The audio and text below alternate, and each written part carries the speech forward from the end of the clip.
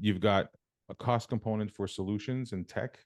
So you've got technology that you're going to have to invest in to be able to address that. And, that's multifaceted. There's different platforms that are out there. Some are all encompassing, some are highly specialized, focusing in one area. You got to figure out the right one for you.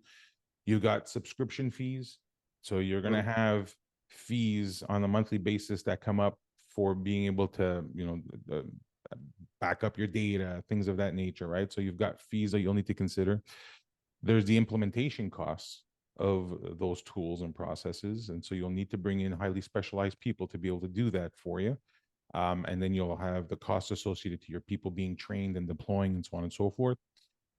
Then you've got compliance. So there's a cost associated to the assessments, the audits, to be able to attest to the fact that you are compliant. So you have to bring in auditors and so on and so forth.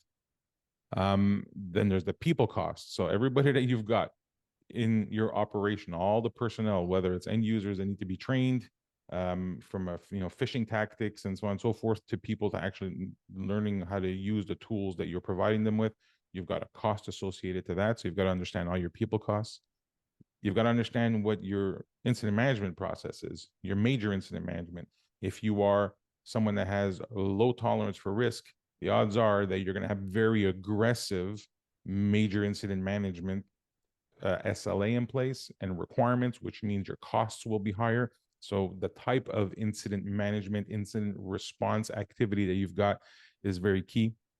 The cost of business disruptions. We talked about it earlier with London Drugs, right?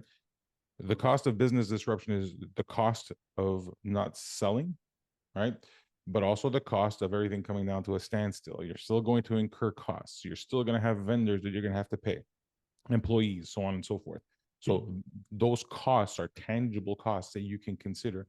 You can understand what your, cost of providing business services in your organization is. You can break it down to the hour, a minute if you have to, so that you can come up with an understanding of the cost that things represent.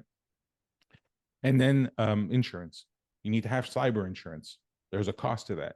You pay premiums. When something happens, you pay deductibles. So you need to understand what the costs are that are tied to all of that.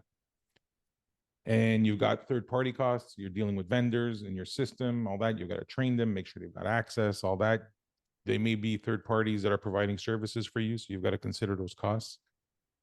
Penetration testing, vulnerability assessments, those are costs you're going to consider because you need to understand what your posture is, what your exposure is, so that you can come up with a proper plan to mitigate. So that needs to happen.